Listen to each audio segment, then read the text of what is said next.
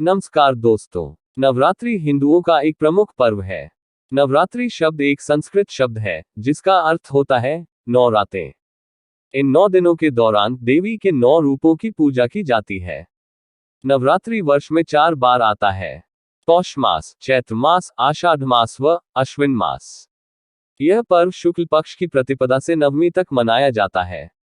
नवरात्रि के 9 रातों में 3 देवियों महालक्ष्मी, महासरस्वती और महाकाली के 9 स्वरूपों की पूजा होती है। जब भी बात नवरात्र की आती है तो हमारा दिमाग पाठ पूजा, देवी माँ की अर्चना आरती तक ही सीमित रह जाता है। लेकिन क्या आप जानते हैं कि नवरात्र का त्योहार क्यों मनाया जाता है? इसकी मान्यता क्या है? नवरात्र के पीछे असल कहानी क्या है? मित्रों, इससे जुड़ी एक पौराणिक कथा है। महिषासुर नाम का एक बड़ा ही शक्तिशाली राक्षस था।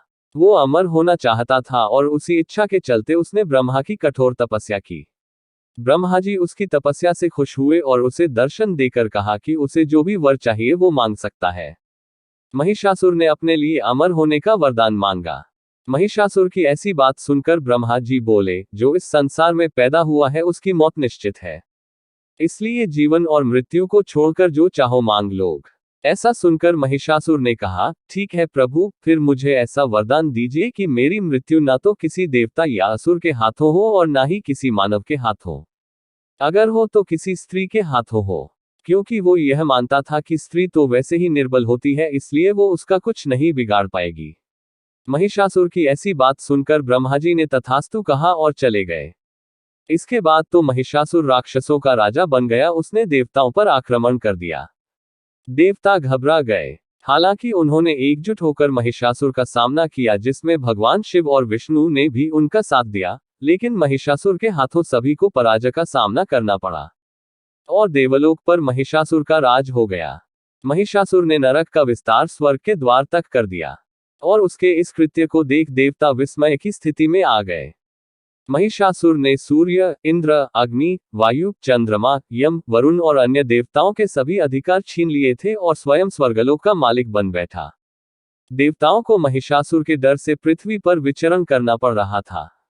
तब महिषासुर के इस दुस्साहस से क्रोधित होकर देवताओं ने भगवान विष्णु के साथ आदि शक्ति की आराधना की और अंत में सभी देवताओं ने अपने अपने शरीर से तेज पुंज को निकाला। उन सभी के शरीर से निकले तेज से देवी दुर्गा का प्रादुर्भाव हुआ।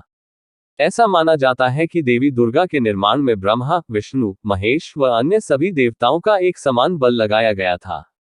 महिषासुर का नाश करने के लिए सभी देवताओं ने अपने अपने अस्त्र देवी दुर्गा को दिए और इन देवताओं के सम्मिलित प्रयास से देवी दुर्गा और बलवान हो गईं।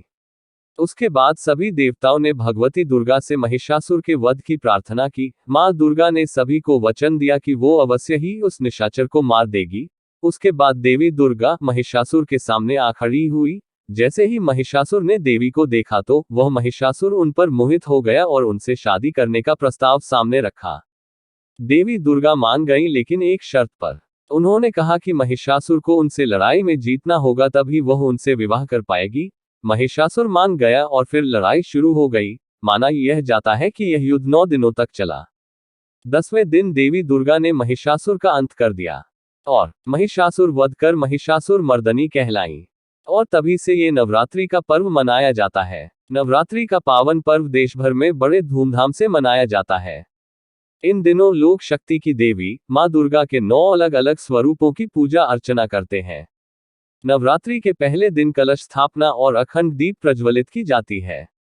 मान्यता है कि नवरात्रि के 9 दिनों तक विधि विधान से मां दुर्गा की पूजा अर्चना करने से देवी दुर्गा भक्तों की सभी मनोकामनाएं पूर्ण करती हैं और विशेष फल की प्राप्ति होती है।